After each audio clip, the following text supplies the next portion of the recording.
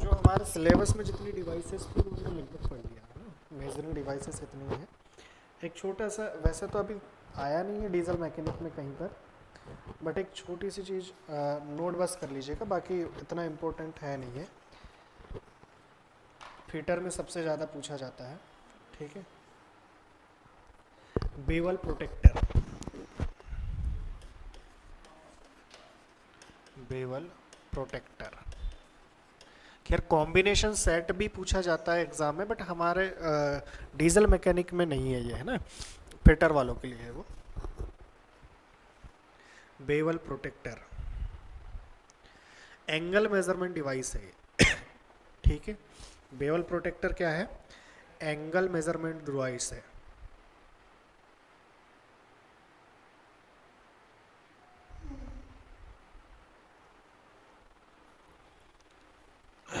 Bevel protector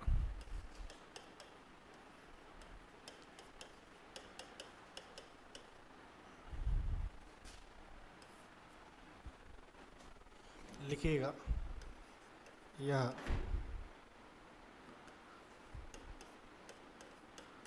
कोण को मापने के लिए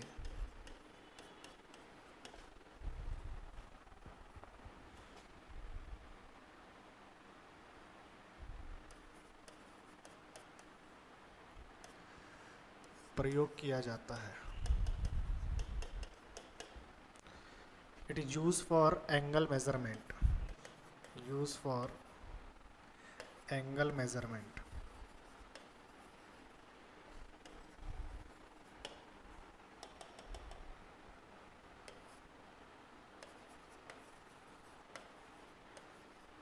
angle measurement, it is use for angle measurement. कुछ इस प्रकार से एक स्केलिंग फॉर्म रहेगा और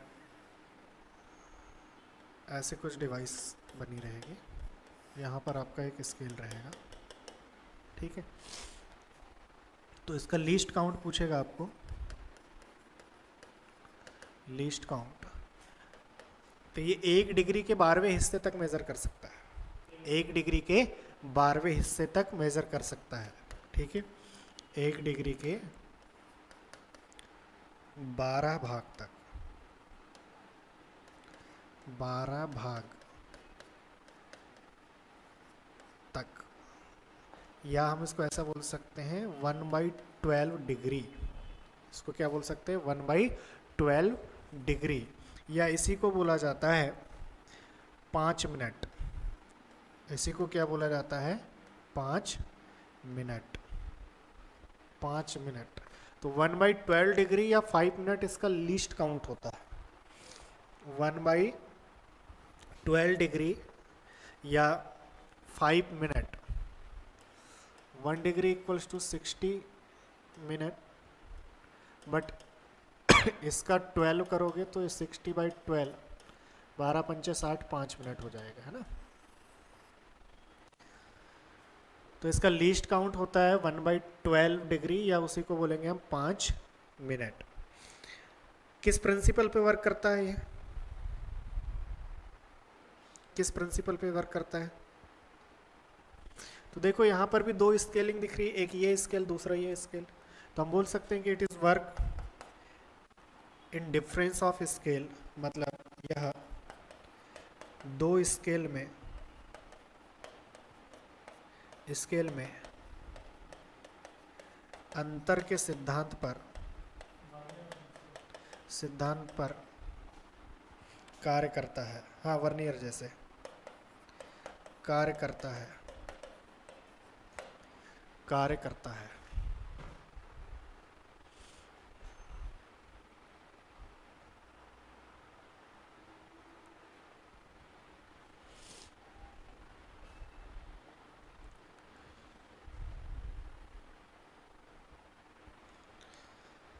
ठीक है,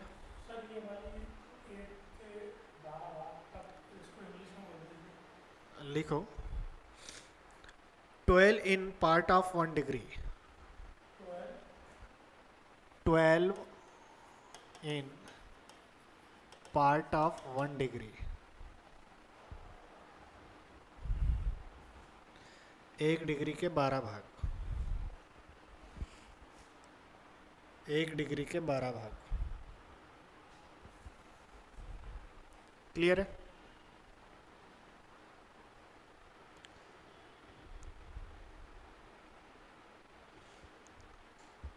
हो गया।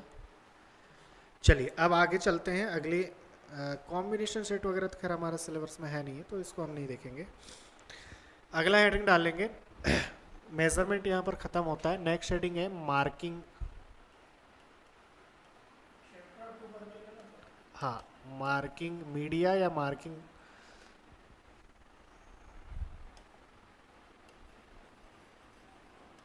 Marking media.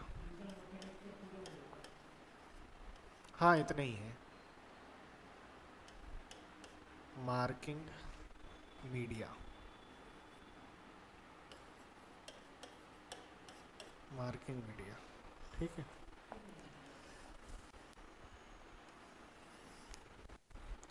मार्किंग मीडिया में हम सबसे पहले देखते हैं मार्किंग मटेरियल। मार्किंग मटेरियल,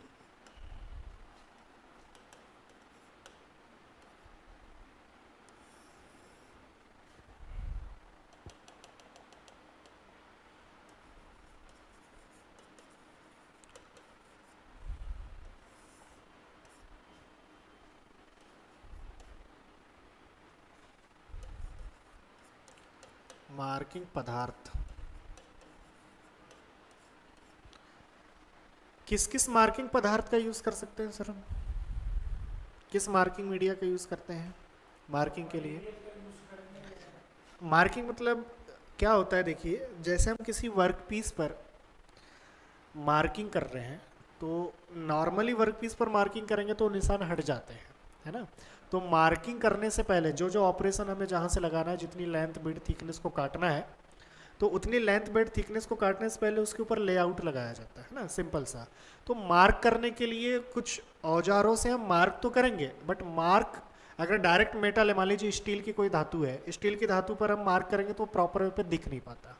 तो हम क्या करते हैं, उस धातु के ऊपर, उस प्लेट के ऊपर एक सिंपल सा लेप लगा देते हैं, और वो लेप लगाने के बाद मार्किंग करते हैं तो हमें अच्छे से दिखता है। उसी को हम कहते हैं मार्किंग मटेरियल। तो मार्किंग करते समय जिन मटेरियल का उपयोग करते हैं हम, उन मटेरियल में जैसे लास्ट क्लास में मैंने बात किया था नीला थोता की, एक सरफेस प्लेट में हम या तो सिंदूर लगाते हैं या तो नीला थोता लगाते हैं, ठीक है। हाँ, पार्सियन ब्लू को ही नीला थोता कहा जाता है ना। तो या तो पार्सियन ब्लू लगाते थे या तो हम सिंदूर लगाते थे, ठीक है, रेड लेड लगाते थे। अब सर यहाँ पर भी हम उस नीला थोता का उपयोग कर सकते हैं, उस पार्सियन ब्लू का यूज़ कर सकते हैं। साथ में हम सिंपल सा चौक का यूज़ कर सकते हैं, ठीक है, वाइट चौक का यूज़ कर सकते हैं, कॉपर सल्फेट का यूज़ कर सकते हैं। तो इस प्रकार से हमको यहाँ पर देखना है कि कौन कौन से ऐसे मार्किंग मटेरियल हैं जो यूज़ किए जाते हैं और किसके साथ यूज़ किए जाते हैं। तो सबसे पहला मार्किंग मटेरियल लिखना साधारण ब्लैक बोर्ड चाक। पहला है आपका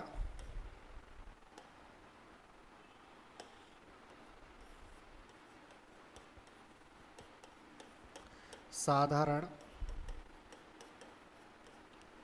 ब्लैक बोर्ड चाक। हाँ, कोई दिक्कत नहीं है उसमें। साधारण black board Chowk,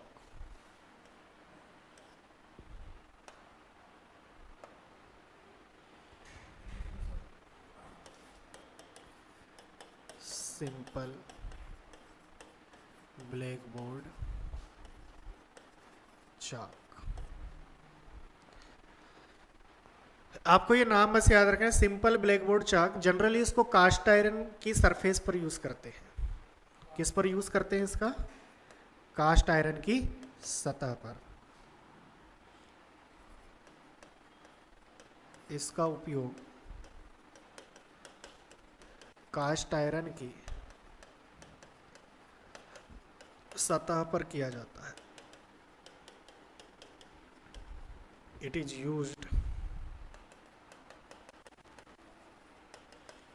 in cast iron surface. It is used in cast iron surface.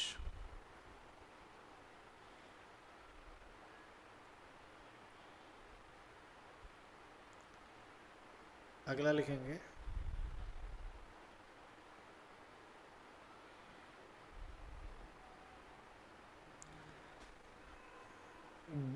तूतिया। अगला लिखेंगे हम तूतिया। तूतिया तूतिया ये बनाया हुआ है जिसको हम सिंपल ब्लू विट्रल बोलते हैं। ठीक है, ब्लू विट्रल बोलते हैं। मतलब एक्चुअल में इसके जगह पर आपको डायरेक्ट ऐसा भी लिखा आ सकता है, पूसियन ब्लू, नीला थोता।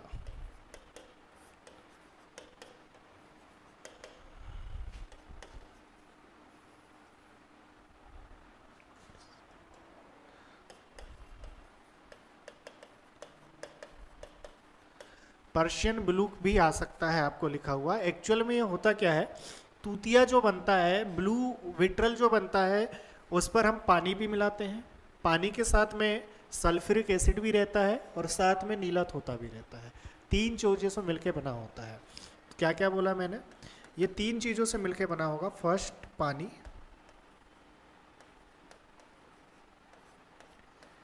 दूसरा आपका पार्शियन ब्लू, नीला थोथा, और थर्ड आपका सल्फ्यूरिक अम्ल।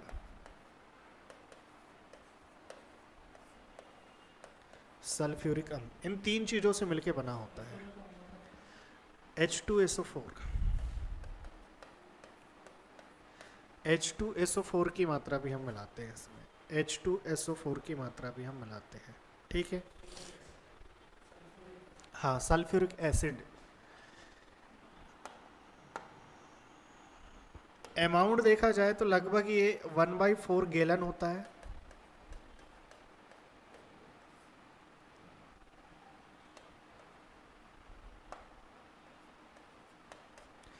एक चौथाई गैलन पानी यूज करते हैं। ये ओस में गिना जाता है। जो नीला थोता रहता है ना, वो बहुत कम मात्रा में रहता है। लगभग ये मान के चलिए कि 4 से 5 ओस के आसपास होगा। और 4-5 बूंद जो रहती है, 4-5 ड्रॉप जो रहती है, वो सल्फ्यूरिक अम्ल की रहती है।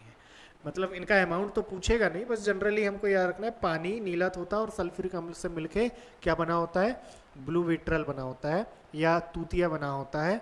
आपको डायरेक्ट नाम भी पूछ सकता है नीला थोता करके, डायरेक्ट नाम भी आ सकता है क्या, नीला थोता। इसका यूज लिख ले।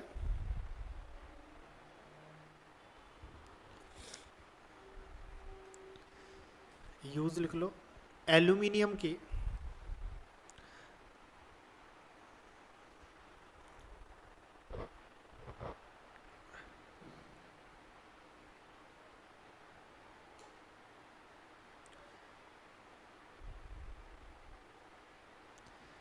एल्यूमिनियम की सतह पर लिखो यूज। अच्छा, एल्यूमिनियम की सतह पर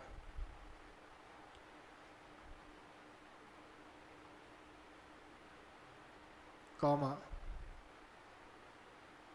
कॉमा कॉपर की सतह पर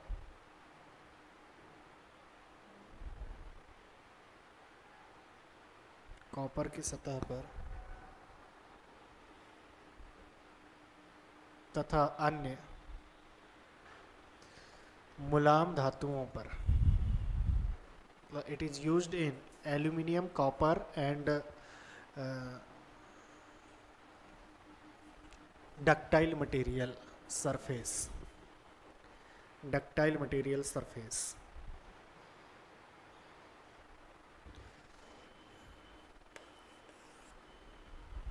डक्टाइल मटेरियल सरफेस।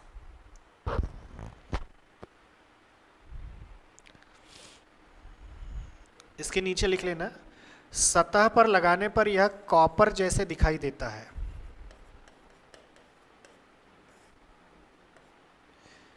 सतह पर लगाने पर यह कॉपर जैसे दिखाई देता है।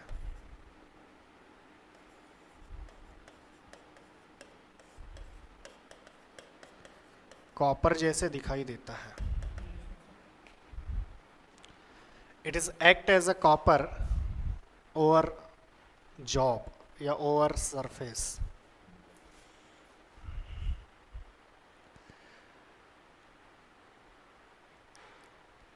नेक्स्ट लिखेंगे copper sulphate.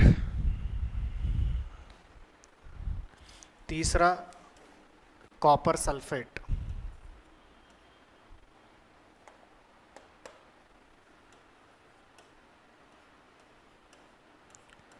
Copper sulphate, English में भी यही नाम है, कॉपर सल्फेट ही।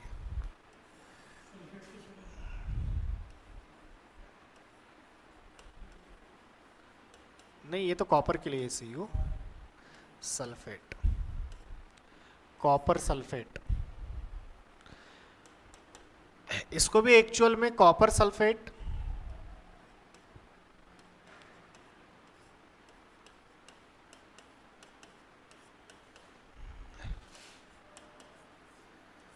में पानी के साथ नाइट्रिक अम्ल,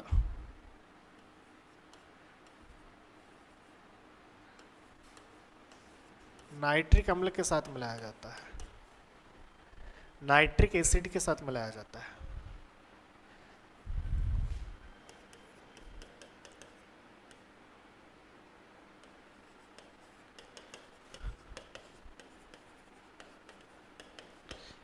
इसका उपयोग भी एल्यूमिनियम की सतह पर करते हैं। इसका उपयोग एल्यूमिनियम की सतह पर किया जाता है।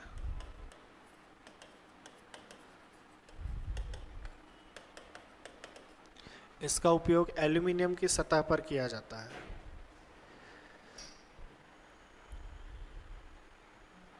इसका उपयोग भी एल्यूमिनियम की सतह पर किया जाता है।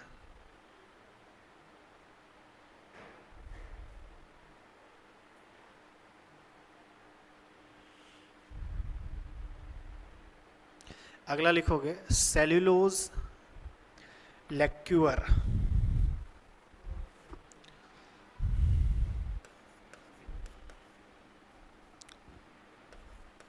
Cellulose lacquer,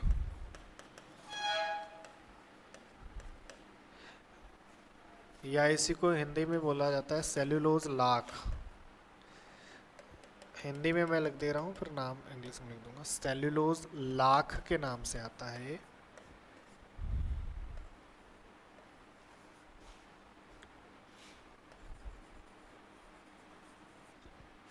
cellulose lacquer, cellulose लिक्यूर।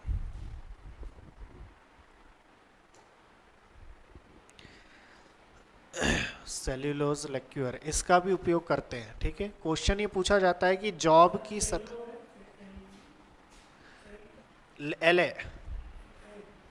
LaCU। Question पूछा जाता है कि जॉब की सतह पर जाते ही तुरंत कौन सा ऐसा मीडिया है जो सूख जाता है, या कौन सा मटेरियल है जो सूख जाता है ना। तो इस पे लिख लो, इस पे लिख लो एक सिंपल सा, जॉब की सरफेस पर जल्दी सूख जाता है, fastly dry over the job surface, fastly dry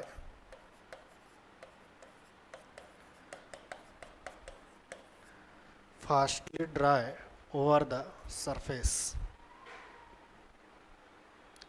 over the surface, over the surface.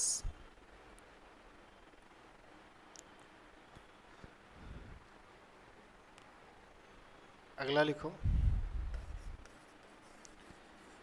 Layout dye,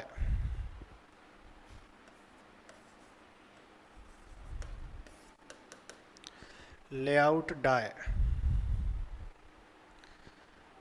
last है ये layout die.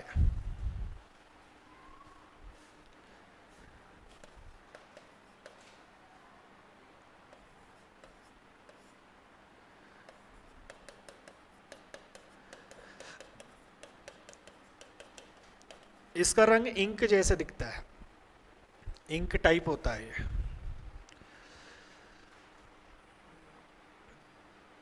Ink type.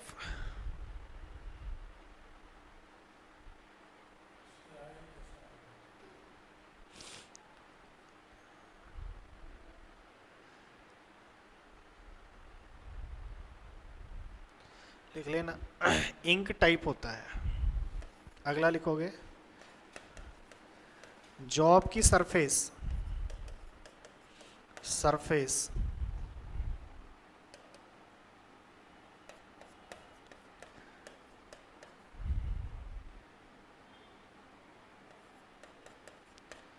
Job की सरफेस पर लगाने के बाद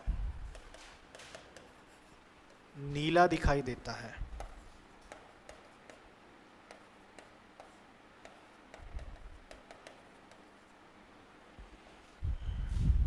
नीला दिखाई देता है, नीला कलर का दिखाई देगा ओवर सरफेस के ऊपर।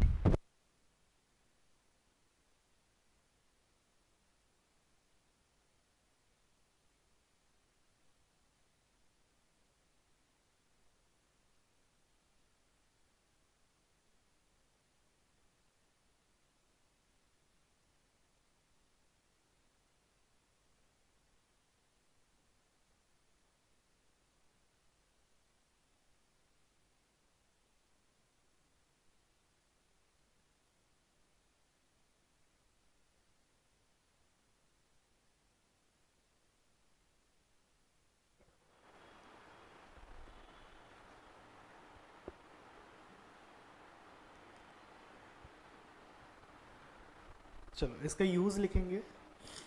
यूज लिखिए, स्टील की बनी हुई जॉब पर किया जाता है। स्टील की बनी जॉब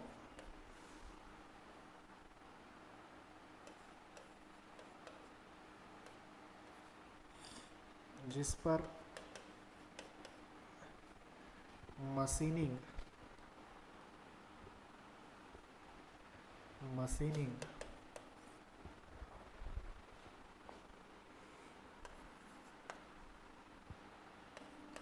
की गई हो, मशीनिंग की गई हो, मतलब स्टील की ऐसी जॉब जिस पर मशीनिंग की गई हो या फाइलिंग की गई हो, मशीनिंग की गई हो या फाइलिंग की गई होगी, वहां पर हम किसका यूज करेंगे? लेआउट डाई का यूज करेंगे। ठीक है, लिखो इंग्लिश वाले। It is used in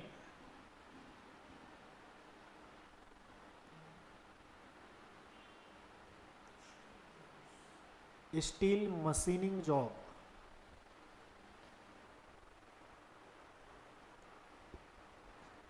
steel machining job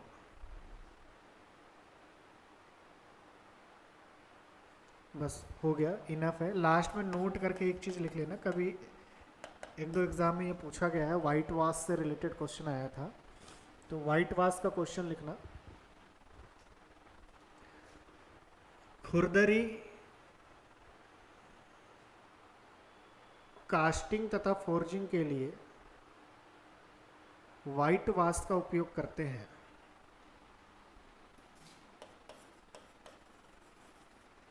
rough casting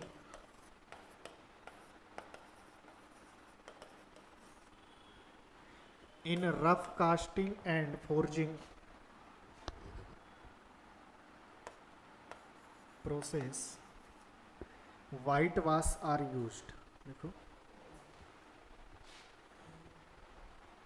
in rough casting and forging process white wash are used.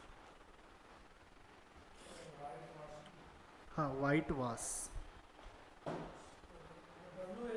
हाँ हाँ डब्लू वाला, white wash are used, wash are used. देखिए मार्किंग मीडिया से ना क्वेश्चंस कम बनते हैं ना, एक आध दो क्वेश्चन कभी आ गए तो आगे, तो मार्किंग मीडिया से कम क्वेश्चंस आते हैं, क्योंकि इससे ज़्यादा क्वेश्चंस आते हैं मार्किंग टूल में, ये मतलब मार्किंग मटेरियल में कम क्वेश्चंस बनते हैं, मार्किंग टूल से ज़्यादा क्वेश्चंस आएंगे आपके। ठीक है। तो नेक्स्ट हेडिंग डालेंगे हम मार्किंग टूल, मोस्ट इंपॉर्टेंट है यहाँ पर marking tool. Marking tool, marking tool, marking tool. जैसे आपने देखा होगा जनरली वुड्स वगैरह लकड़ी वगैरह में काम करते हैं तो मार्किंग के लिए या तो हम नॉर्मल पेन का यूज़ कर लेते हैं, बॉल पेन का, या पेंसिल का यूज़ कर लेते हैं कि सर मुझे यहाँ पर ये लकड़ी का एक टुकड़ा है, इस लकड़ी के टुकड़े से इस पोर्शन को काटना है, तो मैं इस पोर्शन को काटने के लिए जनरली किसका यूज़ कर लेता हूँ, पेंसिल का। मैंने ये पेंसिल से निशान लगा दिया, मुझे दिख भी जाता है और मैं आसानी से काम कर लेता हूँ। लेकिन अगर कोई मेटालिक बार है और मेटालिक बार में अगर मान लीजिए हमने पेंसिल का यूज़ किया तो हो सकता है पेंसिल मिट जाएगी, और पेंसिल मिट गई तो ये आगे पीछे इस प्रकार से अगर कटिंग हो गई तो लॉस होगा। मान लीजिए हमने पेन से भी यूज़ किया, पेन का भी इंक मिट जाता है, तो उसके लिए हम क्या करते हैं, कुछ अलग टूल का यूज़ करते हैं, कुछ अलग टूल का यूज़ करते हैं। ये टेम्परेरी मार्किंग है, ये जो हम पेन से कर रहे हैं, ये जो हम पेंसिल से कर रहे हैं, ये टेम्परेरी मार्किंग है। हमें कुछ परमानेंट मार्किंग चाहिए। तो परमानेंट मार्किंग के लिए आपने देखा होगा कुछ लोग एक कील लेते हैं, इस टाइप से कील लिया और उसको ऐसा घिसने लगते हैं, ठीक है।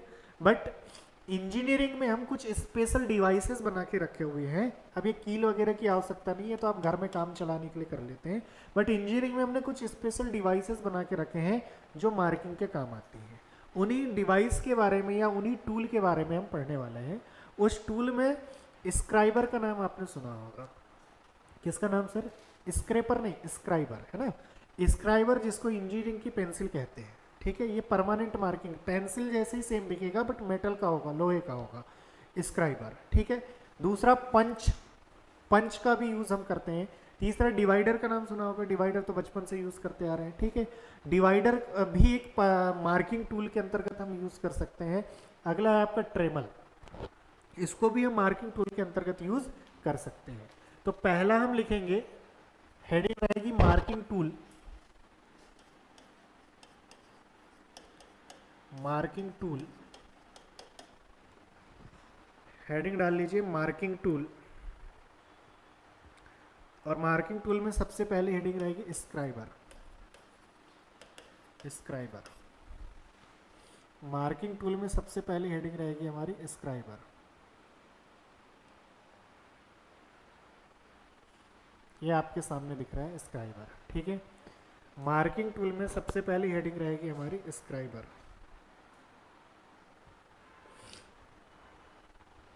स्क्राइबर। दिख रहा है आपको? सिंपल सा मेटालिक होगा, एक तरफ नुकीला पोर्शन होगा, दूसरे टाइप रिक्वायरमेंट के आधार पर हम यूज़ कर सकते हैं, ठीक है।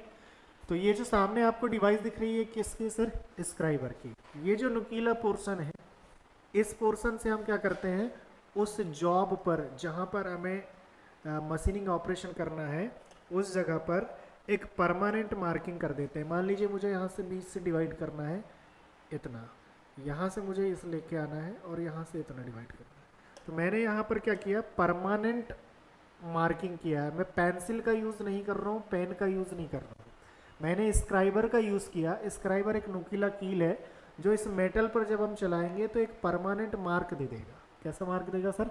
परमानेंट मार्क देगा।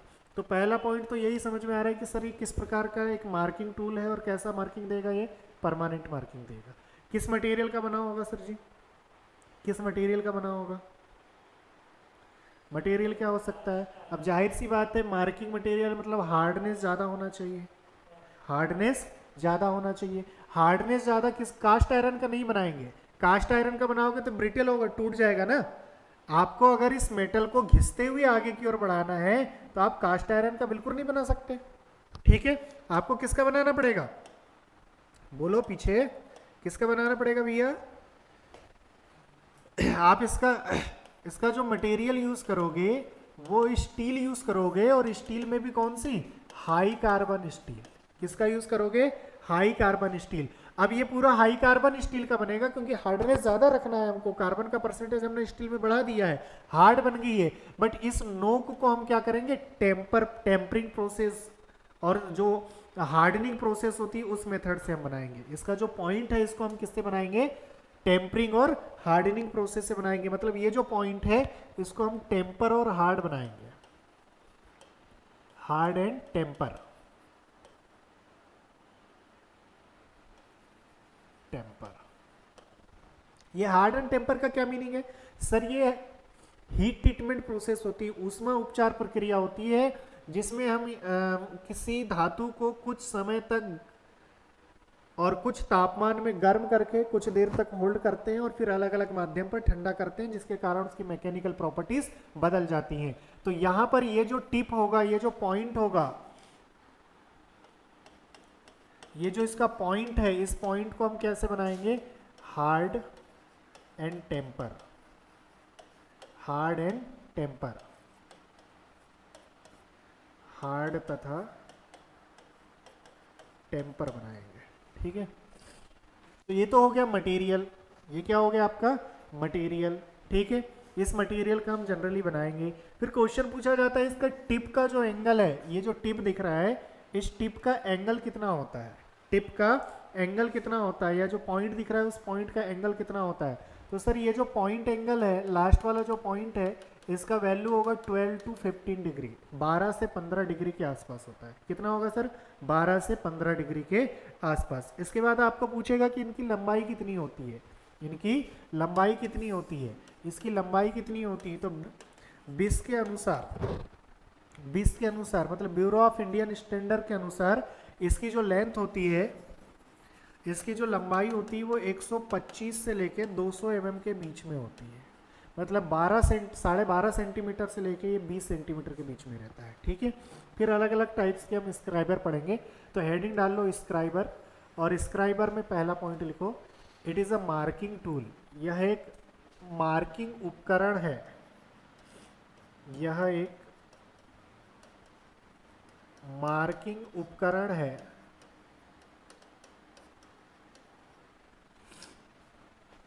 जिसे इंजीनियर की पेंसिल भी कहते हैं, जिसे इंजीनियर की पेंसिल भी कहते हैं। It is a marking tool which is also known as engineering pencil. अगला लिख लो मटेरियल, उसके नीचे मटेरियल उसके बाद में लिखिएगा लंबाई, लंबाई, लंबाई, लंबाई में लिख लेना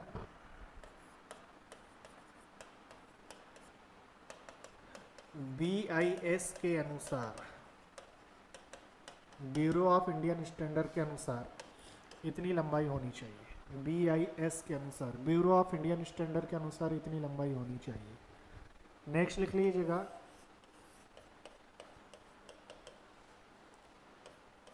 पॉइंट एंगल या टिप एंगल बोल सकते हो, 12 से 15 डिग्री, 12 से 15 डिग्री टिप एंगल, 12 से 15 डिग्री।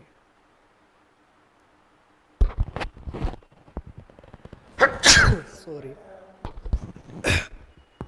12 से 15 डिग्री।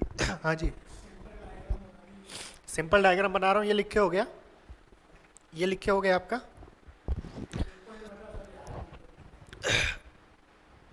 चलिए सिंपल सा डायग्राम ये वाला बना लीजिए आप।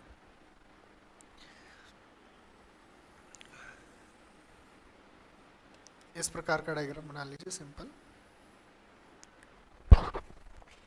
इस पॉइंट को लिख लेना टिप, या इसी को बोलोगे पॉइंट। ये जो सरफेस है इसको हेचिंग कर देना। ये हाथ में पकड़ने के लिए होता है, जो नर्लिंग प्रोसेस द्वारा बनाया जाता है। किस प्रोसेस द्वारा बनाया जाएगा, नर्लिंग प्रोसेस द्वारा, नर्लिंग।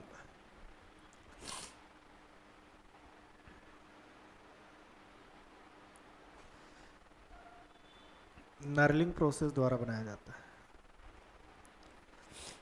है। अब थोड़ा सा ध्यान दीजिएगा, अगर ये हमारे पास में जॉब है, ये हमारे पास में जॉब है, तो क्वेश्चन ये पूछेगा कि भैया इस स्क्राइबर का टिप एंगल कितना होता है, तो आपने बता दिया सर 12 to 15 डिग्री होता है, लेकिन यूज करते समय, इसको उपयोग करते समय कितने डिग्री पर रखते हैं?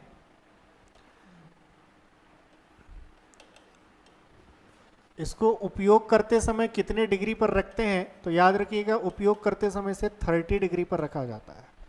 कितने डिग्री पर रखते हैं? 30 डिग्री पर। जॉब से स्क्राइबर के बीच का एंगल 30 डिग्री होता है, और इसके जो टिप है, इसका ये जो टिप है या ये जो पॉइंट है, इस पॉइंट का जो एंगल है वो 12 to 15 डिग्री होता है। अब टाइप्स ऑफ, हेडिंग डालो, types of scriber. Types of scriber, types of scriber.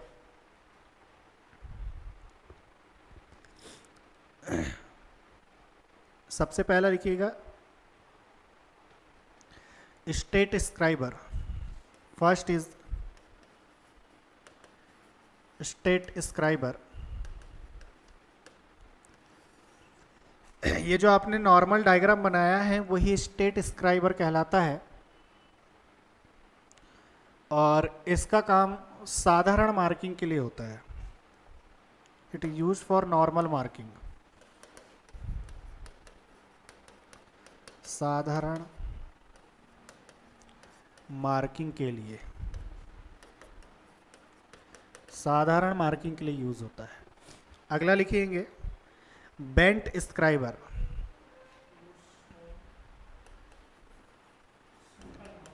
हाँ, सिंपल मार्किंग के लिए। अगला है बेंट स्क्राइबर। ये जो आपके सामने दिख रहा है ये बेंट स्क्राइबर है, ठीक है, जिसका एक एंड बेंड रहता है, जिसका एक एंड क्या रहता है? बेंड। इसको बेंट स्क्राइबर या बेंट स्क्राइबर कहते हैं। Bent scriber. यहाँ पर डबल एंड स्क्राइबर बोला है, इसको दोनों एंड से यूज भी कर सकते हो आप, ठीक है। डबल एंड स्क्राइबर या बेंट स्क्राइबर एक ही चीज है। हाँ, दोनों नाम लिख लीजिए, वैसे बेंट के नाम से ज़्यादा पूछा जाता है, ठीक है। बेंट स्क्राइबर, एग्जाम में क्वेश्चन भी बेंट से आता है। डबल एंड स्क्राइबर या बेंट स्क्राइबर एक ही चीज है।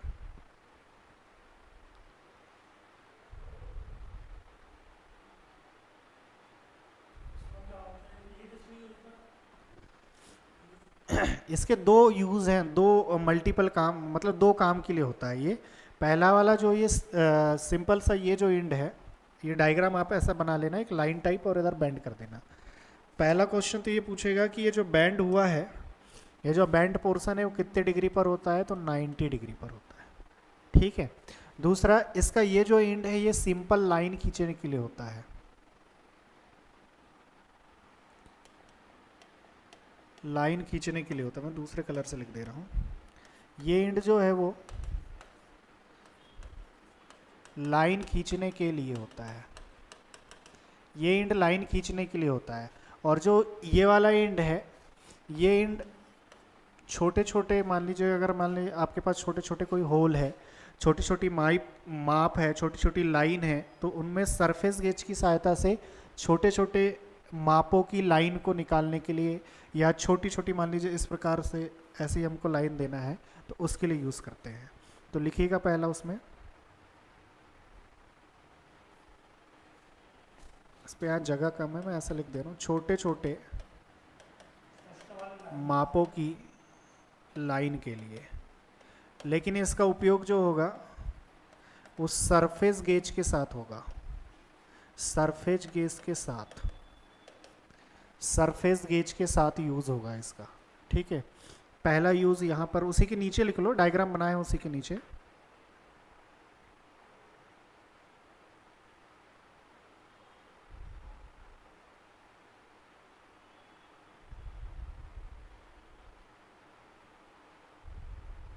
हो गया पहला यूज, ठीक है। दूसरा यूज लिखिएंगे हॉलो जॉब की इंटरनल सरफेस पर। मैं इधर ऊपर लिख दे रहा हूँ, है ना, आप इसके नीचे लिखते चले जाएंगे यहाँ से, मैं इधर ऊपर लिख दे रहा हूँ, जगह कम है। हॉलो जॉब की आंतरिक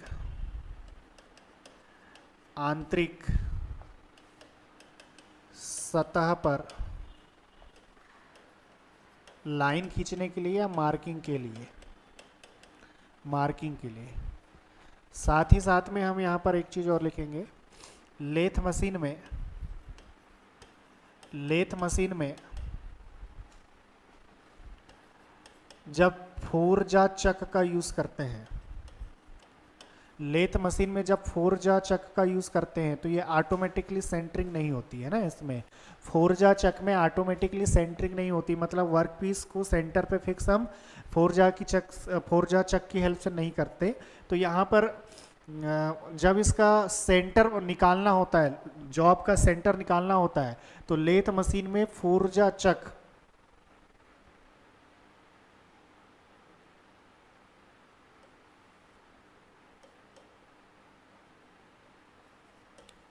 का उपयोग करते समय जॉब के सेंटर को चेक करने के लिए चेक करने के लिए भी इस बैंड वाले पोर्शन का यूज़ करते हैं। ठीक है, जॉब के सेंटर को चेक करने के लिए।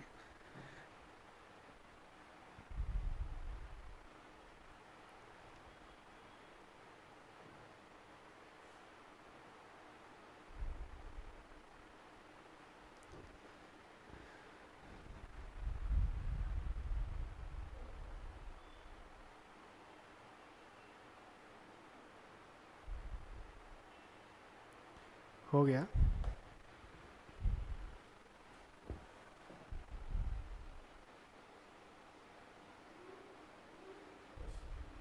अगला स्क्राइबर लिखो, पॉकेट स्क्राइबर जो आपके सामने दिख रहा है। अगला स्क्राइबर लिखो पॉकेट स्क्राइबर।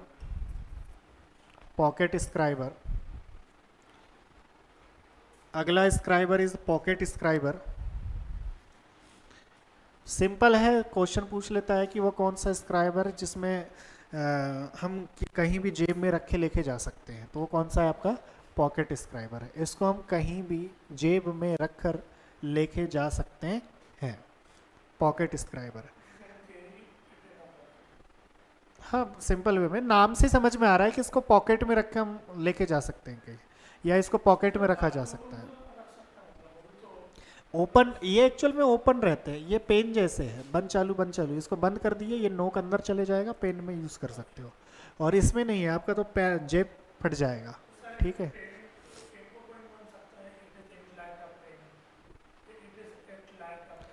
नाम ही है पॉकेट, जरूरत ही नहीं है इसको। ठीक है, इसके बाद में नेक्स्ट लिखिएगा एडजस्टेबल स्लीव स्क्राइबर।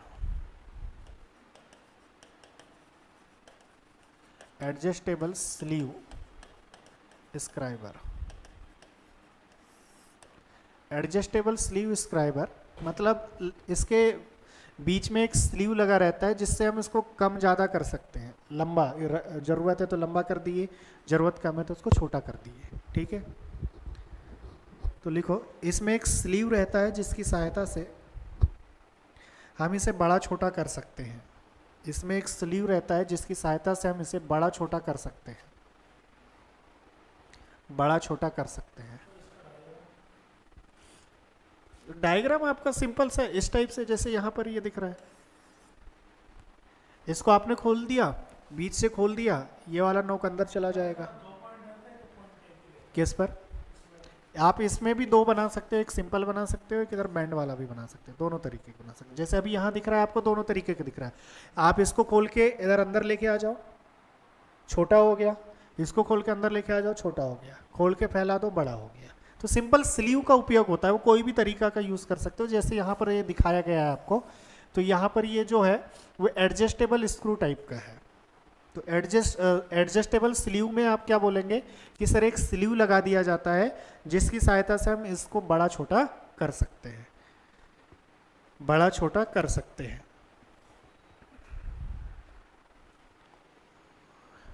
अगला लिखना offset. Offset scriber. Offset scriber. Offset scriber इसका उपयोग वर्नियर हाइट गेज के साथ होता है। इसका उपयोग वर्नियर हाइट गेज के साथ होता है। इसका उपयोग वर्नियर हाइट गेज के साथ होता है।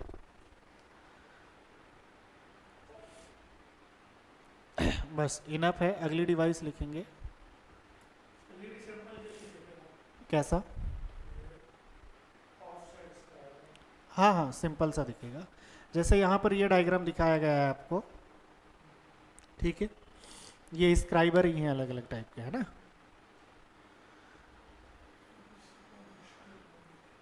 हाँ, हम इंजीनियरिंग का स्क्राइबर यूज़ कर रहे हैं, इसलिए हमको वही ध्यान रखना है। अगला लिखोगे भैया पंच। नेक्स्ट है पंच।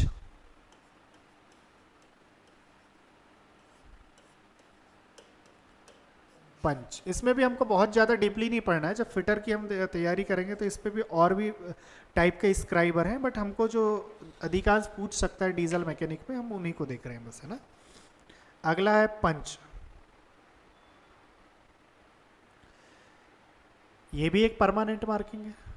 पंच भी क्या है? एक परमानेंट मार्किंग है। आपने पंच लगा दिया, सिंपल सा दिख रहा है आपके डायग्राम के सामने। आपने पंच लगाते हुए मान लीजिए मुझे यहाँ होल करना है, तो मैंने इस प्रकार से पहले लगा दिया कि इतनी जगह पर होल करना है, ठीक है। तो मैंने यहाँ पंच का यूज़ कर लिया, तो वो पंच क्या हो गया? आपको परमानेंट दिखेगा। आप 10 दिन बाद भी देखेंगे तो वो निशान आपको दिखने वाला है। अगर मैं पेंसिल का निशान लगाऊंगा तो हो सकता है वो मट जाए, आगे पीछे हो जाए, ठीक है। तो ये पंच भी किसका उपयोग किस चीज़ के लिए होता है? मार्किंग के लिए यूज़ होता है, और परमानेंट मार्किंग है। लिखो यह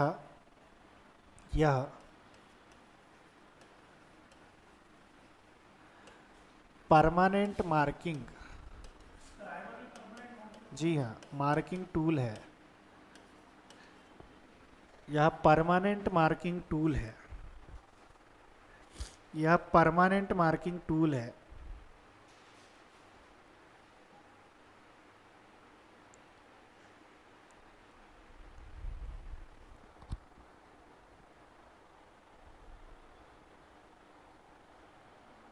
यह परमानेंट मार्किंग टूल है, जैसे आपके सामने दिख रहा है। अब इसमें देखिए,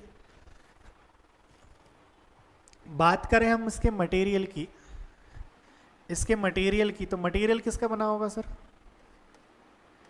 मटेरियल किसका होगा? अगला उसके नीचे लिखेंगे मटेरियल, है ना। मटेरियल किसका होगा? तो सर ये मार्किंग वाला है, तो जाहिर सी बात है हार्डनेस इसकी ज़्यादा होना चाहिए, तभी तो दूसरे मटेरियल को काट के मार्क दे सकता है, या लाइन दे सकता है, या पंच दे सकता है। तो ये किसका बना होगा? हाई कार्बन स्टील का। किसका बना होगा? हाई कार्बन स्टील का। लेकिन इसका जो ये एंड है, ये जो इसका एंड है, जो पॉइंट है या जो टिप है, ये पॉइंट को हम क्या करेंगे? हीट ट्रीटमेंट कर देंगे। कौन कौन सा हीट ट्रीटमेंट करवाएंगे? हार्डनिंग के साथ में टेम्परिंग, ठीक है। तो इसका जो एक टिप होगा, यहां पर ही लिख दे रहा हूं, एंड जो टिप होगा या पॉइंट होगा, पॉइंट वो कैसा बनाना है हमको? Hard and temper. Hard and temper बनाना है। इसके टिप को हम हार्ड और टेम्पर बनाएंगे, ठीक है। इसका टिप जो होगा that is hard and temper. Tip hard तथा टेम्पर होगा।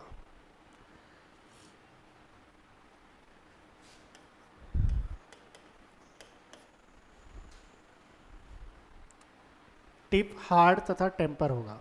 अच्छा, इसका साइज किससे स्पेसिफाइड किया जाता है, किससे निर्दिष्ट किया जाता है? इसके साइज को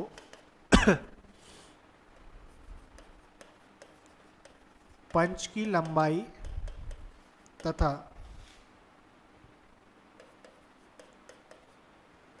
व्यास, डायामीटर से निर्दिष्ट किया जाता है।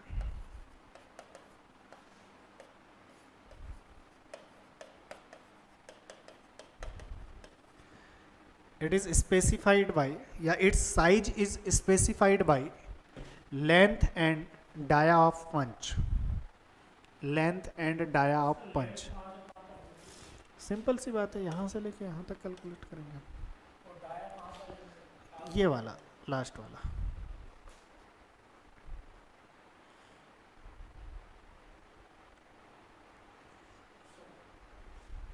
ठीक है।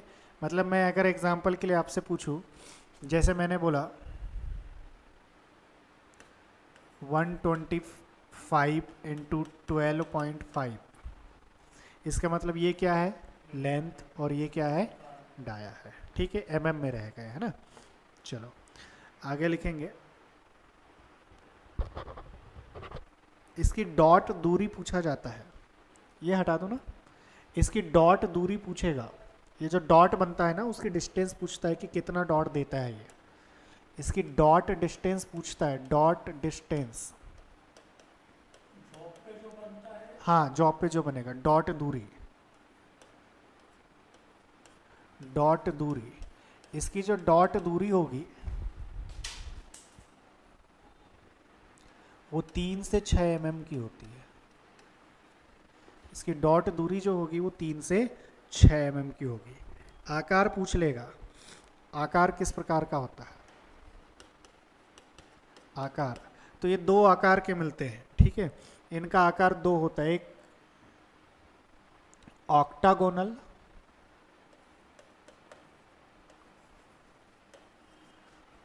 और दूसरा जो होगा वो सर्कुलर, सिलेंड्रिकल, या सर्कुलर लिख सकते, सिलेंड्रिकल लिख दें।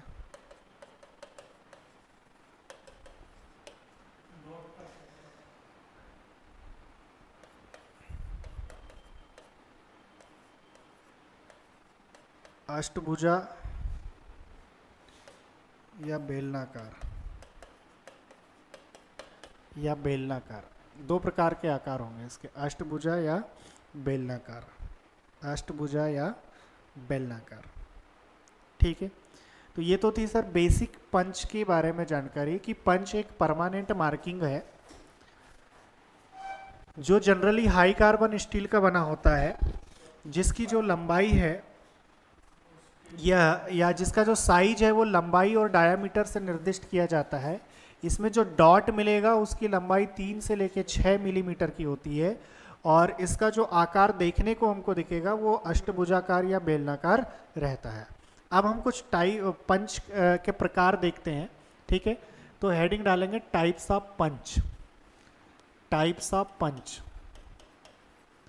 टाइप्स ऑफ पंच, पंच के प्रकार, पंच के प्रकार, टाइप्स ऑफ पंच, पंच के प्रकार। इसमें सबसे पहला पंच लिखना डॉट पंच। इस पे सारे डायग्राम नहीं आए हैं, मैंने कुछ डायग्राम बस दिया है। डॉट पंच, पहला लिखो डॉट पंच, डॉट पंच, सबसे ज्यादा आपको एंगल पूछता है इनसे। डॉट पंच, डॉट पंच, ये जो आपके सामने डायग्राम दिख रहा है, ये पहला डायग्राम, ये डॉट पंच का है। पहला डायग्राम जो दिख रहा है वो किसका है सर, डॉट पंच का। ठीक है, डॉट पंच का है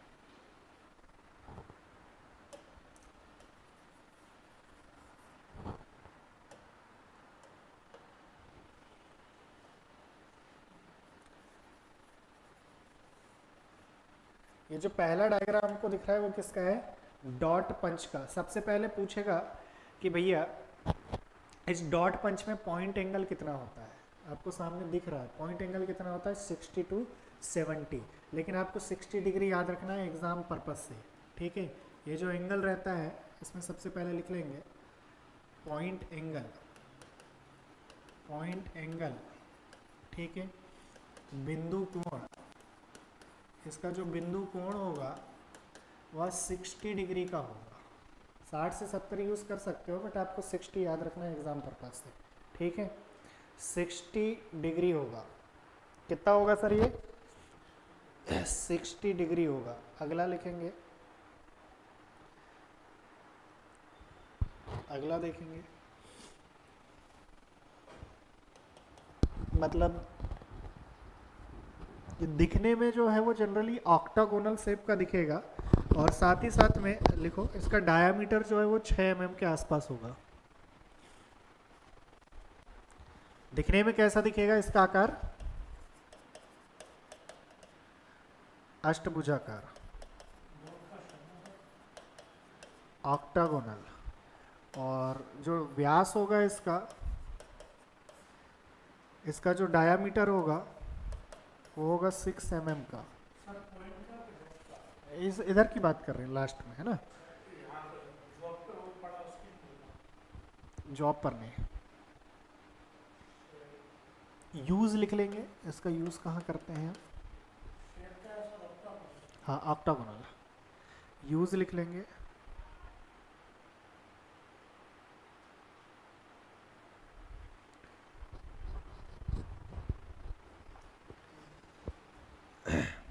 यूज में लिखेंगे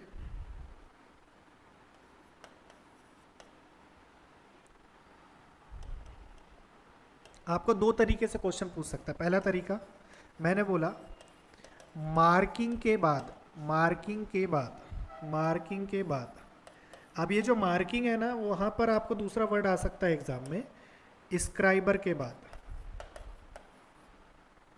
ठीक है, बात एक ही है ना। मार्किंग के बाद लाइन में डॉट लगाने के लिए, आपने मार्किंग के लिए जो लाइन खींचा हुआ है उस लाइन में हमको डॉट लगाना है इस टाइप से, तो हम किसका यूज करेंगे? डॉट पंच का। किसका यूज करेंगे हम? डॉट पंच का। तो आपको दोनों तरीके से क्वेश्चन पूछ सकता है, मार्किंग के बाद लाइन में डॉट लगाने के लिए किस पंच का यूज करते हैं, या स्क्राइबर के बाद में डॉट लगाने के लिए किस पंच का यूज किया जाता है। ठीक है, तो दोनों तरीके से यूज लिख लो। लिखना इंग्लिश में,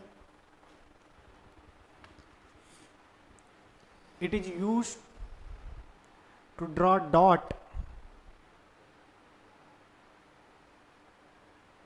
in marking line, in marking line,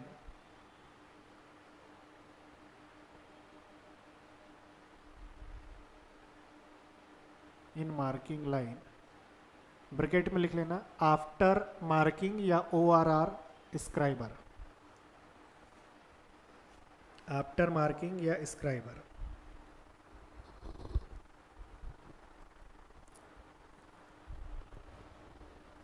ठीक है, वैसे अभी तक तो कोई क्वेश्चन पूछा नहीं, लेकिन अगर आपको जनरली पूछ ले कि सामान्यतः लोहे में किसका उपयोग करते हैं, तो हम आसानी से बता सकते हैं कि सर लोहे में, अगर आपको ऐसा क्वेश्चन पूछ लिया कि डॉट पंच का यूज़ कहाँ पर किया जाता है, किस धातु के लिए अधिकांशतर किया जाता है, तो आप लिखेंगे लोहे में, सामान्यतः इसका उपयोग लोहे के लिए होता है, सामान्यतः इसका उपयोग कास्ट आयरन के लिए होता है, सामान्यतः इसका उपयोग कास्ट आयरन के लिए होता है।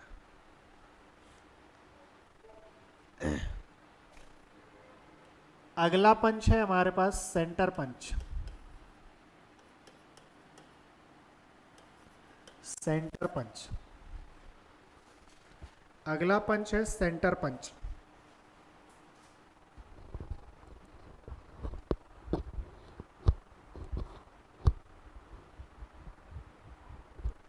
अगला है हमारे पास सेंटर पंच। ठीक है, सेंटर पंच का जो एंगल होता है, सबसे पहले हमको याद रखना है कोण ही, है ना। जो एंगल होता है वो 90 डिग्री होता है और ये मोस्ट इंपॉर्टेंट है। खैर यहाँ पर जो दिख रहा है 60-70 गलत है, एग्जाम में आपको जो पूछा है वो 90 डिग्री है ना।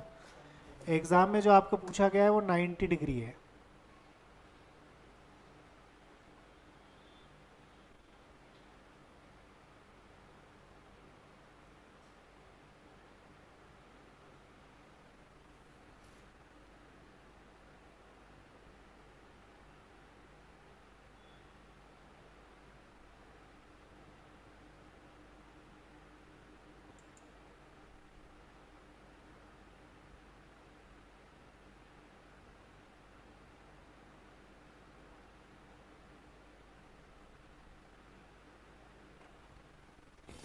एग्जाम में जो पूछा गया है वो आपको 90 डिग्री लगाना है ना। चलिए अगला देखिए, इसका लेंथ और डाया पूछ सकता है आपको, तो इसका डायामीटर जो होगा वो 10 mm का, शेप जो दिखेगा वो ऑक्टागोनल, ऑक्टागोनल शेप। लेंथ लगभग ये मान के चलिए कि 120-25 मिलीमीटर का मिलता है ये, है ना। जो लंबाई है वो 120-25 मिलीमीटर का मिलता है, 125 mm का। ये इसकी लेंथ है। यूज किसके लिए करेंगे, तो नाम से समझ में आ रहा है सेंटर पंच है, मतलब ड्रिल करते समय जो सेंटर पे पंच लगाना है तो हम किसका यूज करेंगे, सेंटर पंच का। तो यूज में लिख लीजिएगा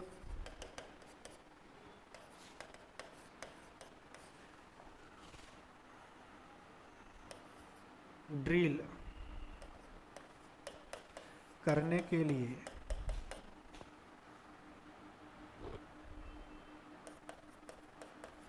होल के केंद्र पर पंच लगाने के लिए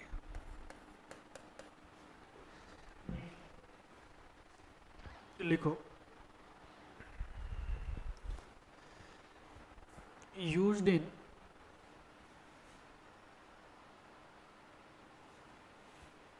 ड्रिलिंग, यूज्ड इन ड्रिलिंग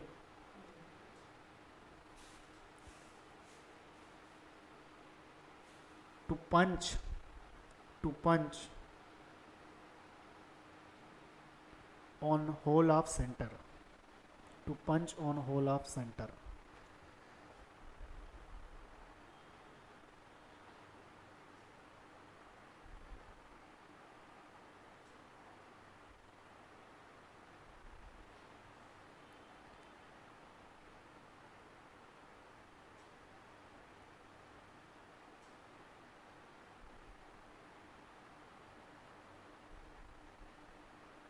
ठीक है, अगला लिखेंगे प्रिक पंच, अगला लिखेंगे थर्ड प्रिक पंच।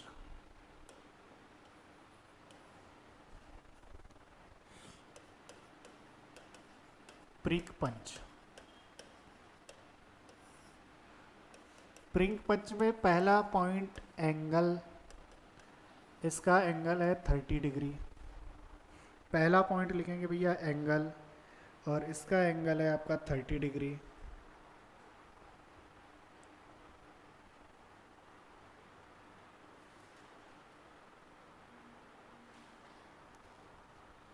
ठीक है जी, एंगल कितना है 30 डिग्री। दूसरा पॉइंट यहाँ पर अगर क्वेश्चन पूछता है कि भैया जो जॉब है, जॉब की सरफेस है और पंच है, इस पंच के बीच में इसका कोण कितना होता है, तो याद रखेंगे एंगल कितना होगा 15 डिग्री का होगा। इसमें एंगल कितना होगा 15 डिग्री का होगा। इससे पहले जो स्क्राइबर था उसमें एंगल कितना था 30 डिग्री था। इससे पहले स्क्राइबर था उसमें कितना था 30 डिग्री। उपयोग में लिख लेंगे इसका उपयोग, इसका उपयोग में लिख लेंगे, इसका उपयोग डिवाइडर के पॉइंट के स्थान देने के लिए किया जाता है। इसका उपयोग डिवाइडर के पॉइंट को स्थान देने के लिए किया जाता है।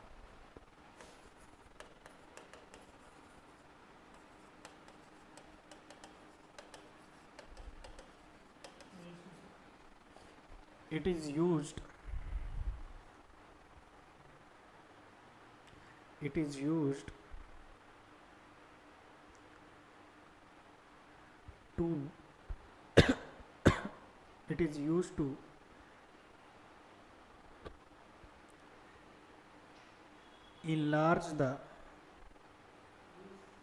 used to enlarge the divider point। हाँ, enlarge the divider point।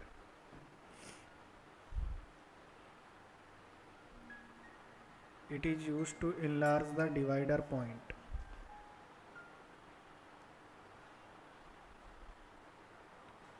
It is used to enlarge the divider point।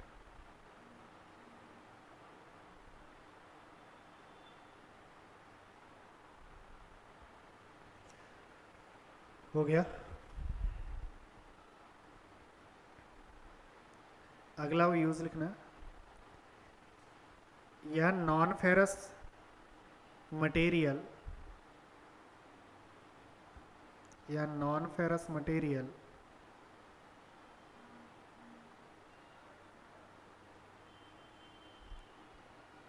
या नर्म धातु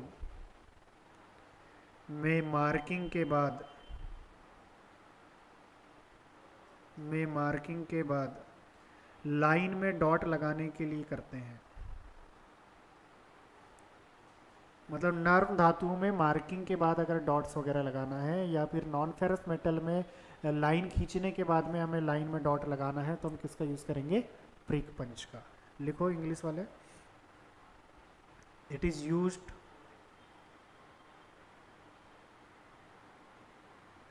to draw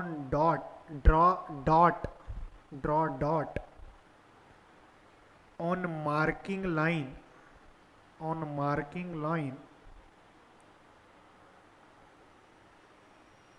in non-ferrous metal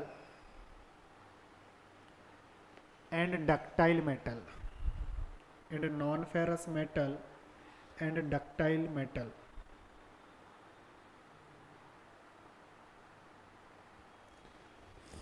ठीक है। अगला यूज आपको ऐसा क्वेश्चन पूछ लेगा, छोटी मार्किंग के लिए किस पंच का उपयोग करते हैं? सिंपल क्वेश्चन पूछ लेगा, ये आया हुआ क्वेश्चन है रेलवे में कि छोटी मार्किंग के लिए किस पंच का उपयोग करते हैं, तो आप क्या बताएंगे? प्रिक पंच। ठीक है, लिख लीजिएगा, छोटी मार्किंग के लिए प्रिक पंच का उपयोग किया जाता है। It is used for small marking.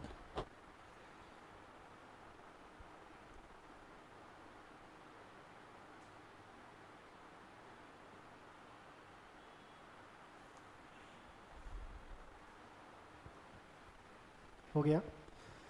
अगला लिखोगे भैया, चौथा लिखोगे,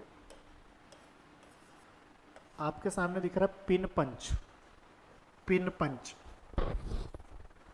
अगला लिखोगे पिन पंच।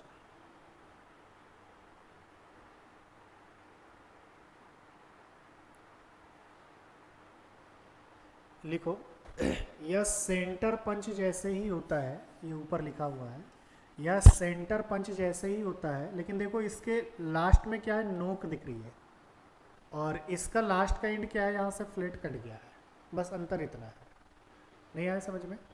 सेंटर पंच में लास्ट में आपको नोक दिखेगा, बट पिन पंच में लास्ट सरफेस कैसी रहती है? फ्लैट। यही पॉइंट लिखना है। यह सेंटर पंच जैसे ही होता है,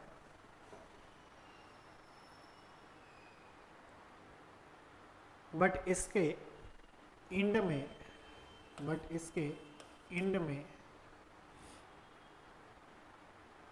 नोक के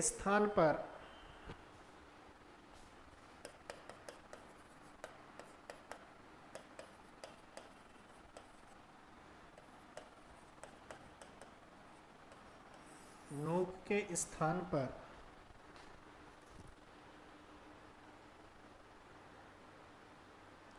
एक सीधी कटी हुई सतह रहती है, एक फ्लैट राउंड सरफेस होता है।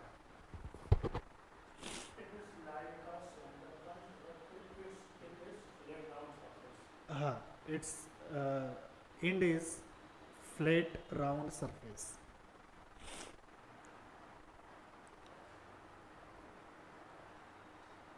लिख लो अगला पॉइंट। इसका उपयोग टेपर पिन, कटर पिन को होल से निकालने के लिए करते हैं। इसका उपयोग टेपर पिन, कटर पिन को होल से निकालने के लिए करते हैं। आईएमपी लगा लेना, ये क्वेश्चन पूछा गया है ना, शायद लास्ट ईयर पूछा गया था ITI ट्यूब में। इसका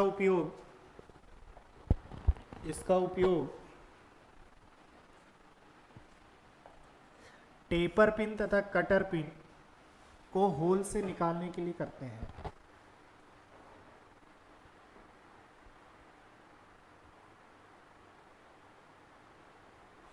अगला है drift punch.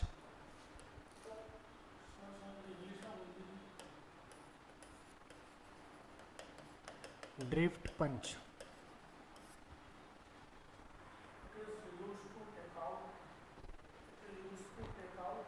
Take out taper pin and cutter pin from the whole.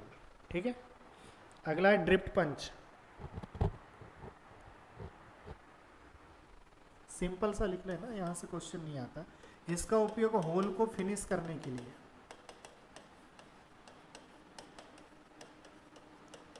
इसका उपयोग होल को फिनिश करने के लिए किया जाता है।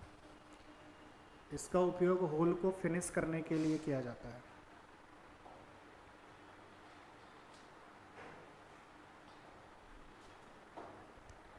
अगला है आपका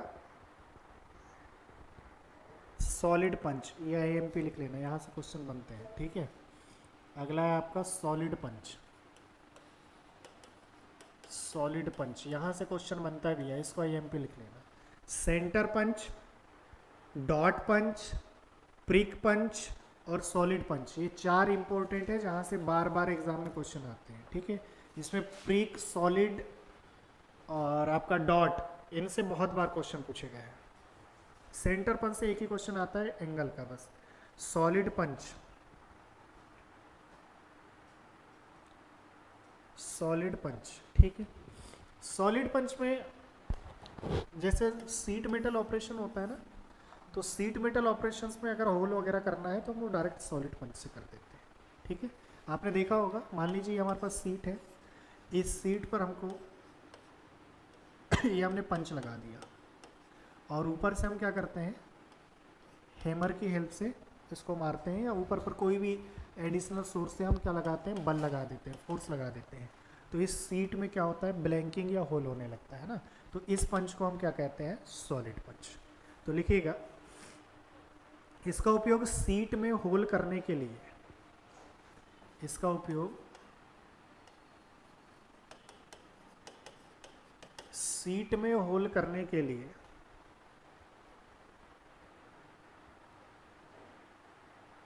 सीट में होल करने के लिए, कॉमा,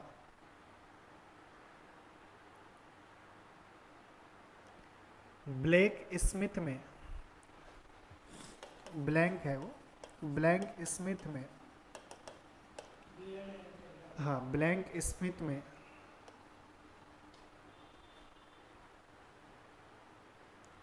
ब्लैंक स्मिथ में, हाँ वर्कशॉप में, ब्लैंक स्मिथ में किया जाता है।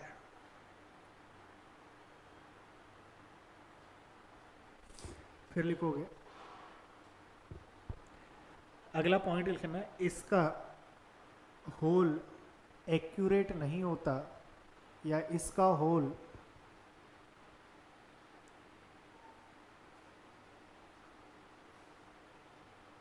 परिशुद्ध नहीं होता, इसलिए इसको रफ कार्यों में उपयोग, इसलिए इसको रफ कार्यों में उपयोग लाया जाता है, या इसका उपयोग रफ कार्यों के लिए किया जाता है, रफ कार्यों के लिए किया जाता है।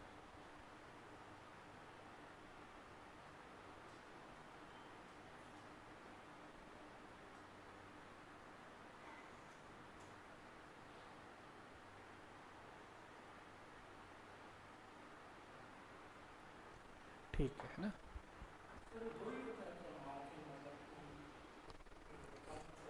अगला लिखोगे, बस इनफ है, इतने पर्याप्त है। एक और लिख लो, ऑटोमेटिक पंच। अच्छा ध्यान देना, कई बार ऑब्जेक्टिव क्वेश्चन में, ध्यान देना, कई बार ऑब्जेक्टिव क्वेश्चन में जैसे आपको पिन पंच है, आपको क्वेश्चन पूछ लिया कि कोई असेंबली पार्ट है, उस असेंबली पार्ट में टेपर पिन को निकालने के लिए निम्नलिखित में से कौन सा पंच यूज करते हैं। तो अगर पिन पंच ऑप्शन में नहीं दिया है तब हम किसका यूज करेंगे, सॉलिड पंच का। अगर पिन पंच ऑप्शन में नहीं दिया तो किसका यूज करते हैं, सॉलिड पंच का। एक बार ऐसा ऑब्जेक्टिव क्वेश्चन फंसा दिया था उसमें। चलो आगे देखते हैं, नेक्स्ट डिवाइडर, नेक्स्ट हेडिंग डाल लीजिए डिवाइड। अच्छा एक और पंच बचा था ना, ऑटोमेटिक पंच, एक लास्ट लिख लो इसके बाद में, ऑटोमेटिक पंच, ऑटोमेटिक पंच, ये लास्ट लिख लीजिए, ऑटोमेटिक पंच, ऑटोमेटिक पंच।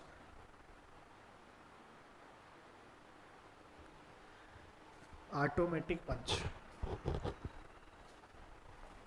ऑटोमेटिक मतलब नाम से समझ में आ रहा है कि सर ये पंच का उपयोग करने के बाद हमको हैमर से होल करने की आवश्यकता नहीं पड़ेगी, ये ऑटोमेटिकली होगा। ऑटोमेटिकली मतलब जैसे मान लीजिए सीट मेटल पर हमने यहाँ पर बस पंच लगा दिया, और यहाँ पर कोई ऑटोमेटिक डिवाइस लगा दिया है, ऑटोमेटिकली डिवाइस लगा दिया है। तो जैसे सीट लाएंगे ये इसको फोर्स देगा और ये पंच यहाँ क्या कर देगा, होल कर देगा हमको। हाँ, ऑटोमेटिकली हमने लगा, हैमर की यूज़ करते हैं, है ना।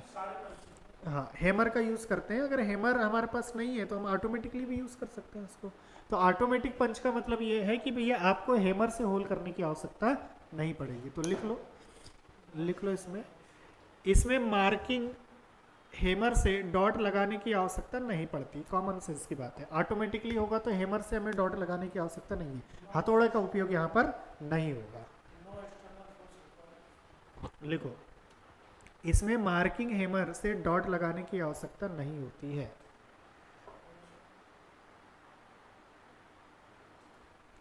Marking hammer are not required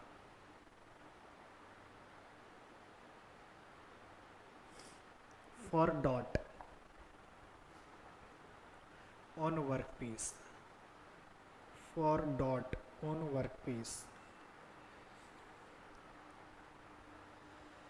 for dot on workpiece।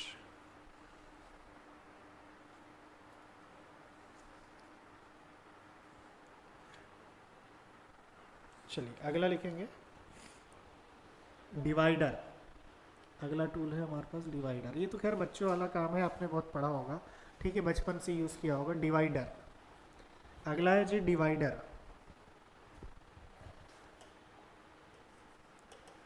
Divider तो आप ही लोगों से क्वेश्चन पूछ रहा हूँ डिवाइडर का, ठीक है। ये भी किस प्रकार का टूल है, एक मार्किंग टूल है, जिससे भी हम मार्किंग दे सकते हैं, है ना। मार्किंग टूल है ये, ठीक है। लिखो,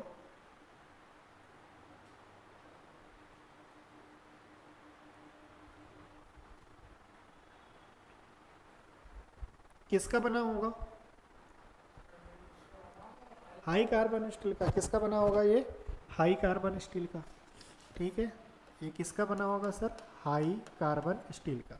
और अगर हाई कार्बन स्टील का होगा तो इसका जो ये पॉइंट है,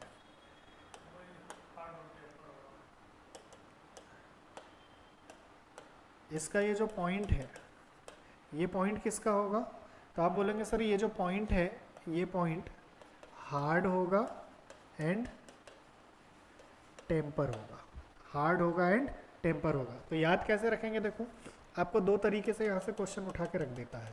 पहला कि सर ये मटेरियल से अगर पूछ लिया तो इसके मटेरियल में अगर हम यहाँ पर हाई कार्बन स्टील बोल रहे हैं तो इसका जो पॉइंट होगा वो पॉइंट हार्ड एंड टेम्पर होगा, हार्ड एंड टेम्पर होगा। दूसरा ये पहला तो इसी को ढूंढना है, लेकिन ये अगर ऑप्शन नहीं दिया तो दूसरा माइल्ड स्टील का भी बोल देता है कि एमएस का भी बना सकते हो, लेकिन एमएस नर्म होता है। तो जब एमएस का यूज़ करेंगे तो यहाँ पर केस हार्डनिंग का यूज़ करते हैं, केस हार्डनिंग का यूज़ करते हैं। केस हार्डनिंग मतलब ऊपरी सतह को हार्ड कर दिया जाता है। ये थोड़ा कच्चा होता है, लेकिन आप केस हार्डनिंग का भी यूज़ कर सकते हैं। केस हार्डनिंग मतलब ऊपरी परत को हार्ड कर देना, ठीक है। तो अगर थोड़ा महंगा होगा तो ये आपका हाई कार्बन स्टील का मिलेगा, सस्ता रहेगा तो एमएस के साथ केस हार्डनिंग यूज़ कर लोगे। पॉइंट कैसा रहेगा, हार्ड तथा टेम्पर होगा, ठीक है। इसकी लेंथ पूछ लेता है कि भैया इसकी लंबाई कितनी होगी। तो इसकी लंबाई ये जो टिप है ना, यहाँ पर ऐसा लिख लो, टिप या इसी को हम पॉइंट बोलते हैं। तो टिप या पॉइंट से लेके ये जो सर्कल का सेंटर है, इसके बीच की डिस्टेंस कहलाती है इसकी लेंथ, ये कहलाती है इसकी लेंथ। इसके बीच की लेंथ इस प्रकार से, तो ये सर्कल के सेंटर से लेके इसके टिप तक ये लेंथ कहलाती है। इधर ऊपर कुछ भी हो, इधर कितना भी हाथ ऊंचा हो, उससे हमें कोई मतलब नहीं है। डिवाइडर का जो साइज होगा ये इस पिवोट पॉइंट के सेंटर से लेके इस टिप के बीच की लेंथ होगी। अब इसका यूज किसके लिए करेंगे हम, तो स्मॉल अगर लाइन ड्रॉ करना है, छोटी छोटी रेखा खींचना है, उसके लिए यूज करते हैं। कोई आर्क देना है,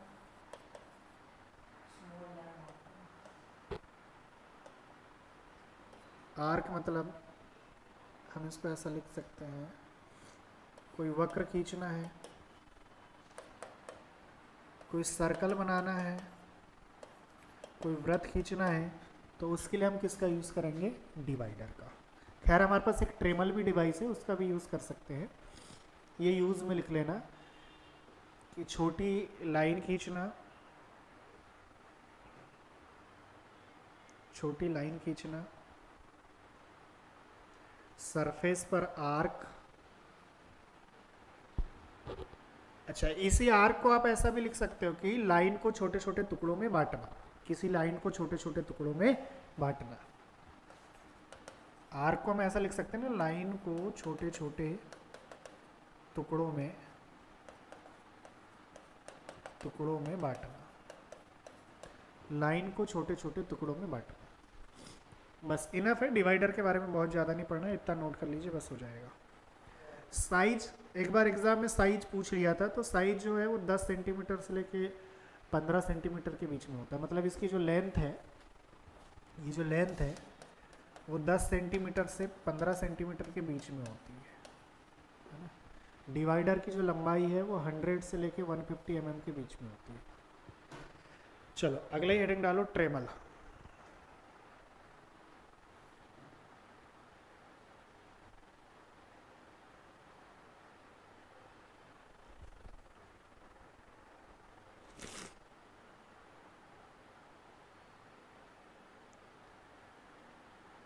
हो गया, अगली हेडिंग डालो, ट्रेमल।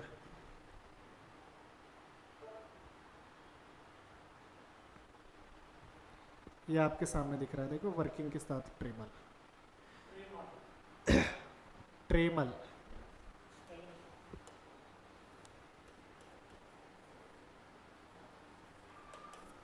ट्रेमल ट्रेमल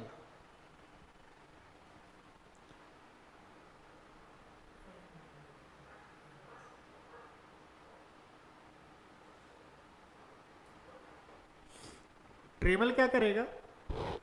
अभी डिवाइडर में जो हम आर्क दे रहे थे, डिवाइडर में जो आर्क दे रहे थे या डिवाइडर में जो हम सर्कल खींच रहे थे, वो बहुत ज़्यादा बड़ा सर्कल नहीं खींच सकते थे, हम उसे छोटा सर्कल में ड्रॉ कर पा रहे थे। अब हम अगर बड़ा सर्कल या बड़ा आर्क देना है तो उसके लिए हम किसका यूज़ करते हैं? ट्रेमल का। किसका यूज़ करते हैं सर? ट्रेमल का यूज़ करते हैं। किस चीज़ का यूज़ करेंगे बोलो? ट्रेमल का यूज़ करेंगे, ठीक है।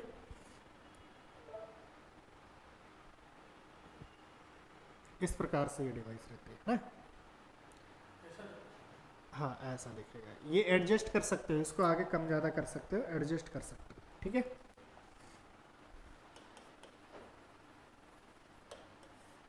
यूज में लिख लो, इसका उपयोग बड़े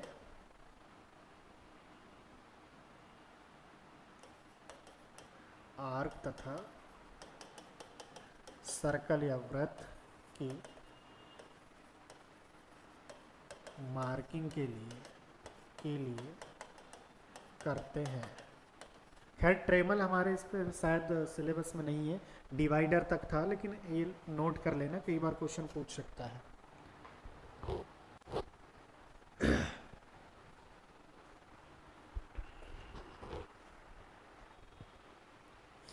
हो गया जी। यहाँ पर मार्किंग टूल होते हैं ख़त्म हमारे, ठीक है। मार्किंग मीडिया, मार्किंग टूल होता है ख़त्म। अब नेक्स्ट हेडिंग डाल लेंगे, cleaning tool. Cleaning tool, cleaning tool.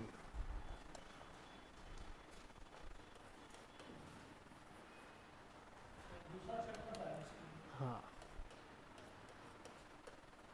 Cleaning tool, इसको कल देखेंगे अपन, आज टाइम भी हो गया है। क्लीनिंग टूल, हाँ हेडिंग डाल लीजिए, क्लीनिंग टूल।